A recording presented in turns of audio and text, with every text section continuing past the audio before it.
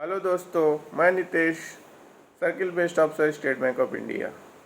आप लोगों के सामने इकॉनमी की कुछ शब्दावलियाँ लेकर आया हूँ। बहुत ही महत्वपूर्ण शब्दावलियाँ हैं, उसको समझना बहुत ही ज़रूरी है क्योंकि कभी कभी ये इंटरव्यू में पूछ लिए जाते हैं और सुना हुआ होता है लेकिन हमें उसका कंसेप्ट नहीं होता, इसलिए हम उस समय बता नहीं पाते हैं।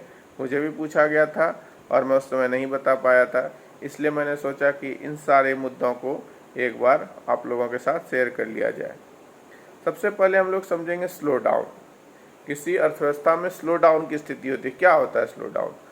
स्लो डाउन वह आर्थिक स्थिति है जिसमें जीडीपी तो बढ़ता है लेकिन ग्रोथ रेट क्या होती है? कम हो जाती है। इसी को स्लो डाउन कहते हैं। इसको उदाहरण से समझते हैं। मान लीजिए किसी देश का जीडीपी 100 रुपये की है, अगले साल वो बढ़ के 110 हो जाती है और फिर उसके अगले साल बढ़ के 113 हो जाती है या 115, कुछ भी मान लीजिए। मतलब 10 नहीं बढ़ती है, कुछ कम बढ़ती है। तो पहले साल तो 10% का ग्रोथ हुआ लेकिन अगले साल क्या हो गया? कम हो गया। तो इसी को स्लो डाउन कहते हैं।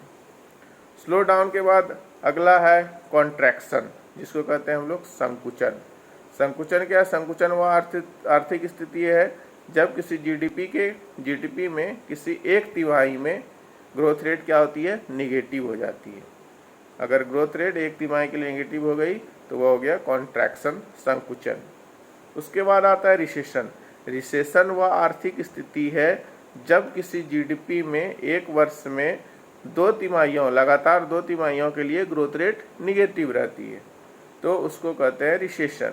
यह स्थिति भारत में हम लोगों को 2021-22 में क्वार्टर फर्स्ट और क्वार्टर सेकंड में देखने को मिली, जब भारत का ग्रोथ रेट -24.4 पहले क्वार्टर में और अगले क्वार्टर में -7.7 रहा। उसके बाद आता है डिप्रेशन।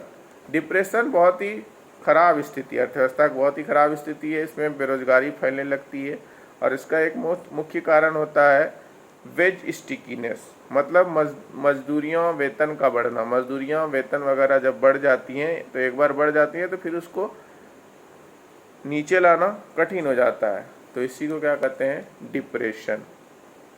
अब दो और महत्वपूर्ण शब्दावलियाँ, एक है स्टिमुलस और एक है बेल आउट। अब जैसे किसी अर्थव्यवस्था में रिसेशन, स्लो डाउन, डिप्रेशन जैसी स्थिति अगर आती है तो इससे निपटने के लिए जिस पैकेज का सहारा लिया जाता है वही स्टिमुलस, उसी को स्टिमुलस कहते हैं। मतलब ओवरऑल जीडीपी को सुधारने के लिए जिस चीज़ का प्रयोग किया जाता है वही है स्टिमुलस। अब बेल आउट क्या है?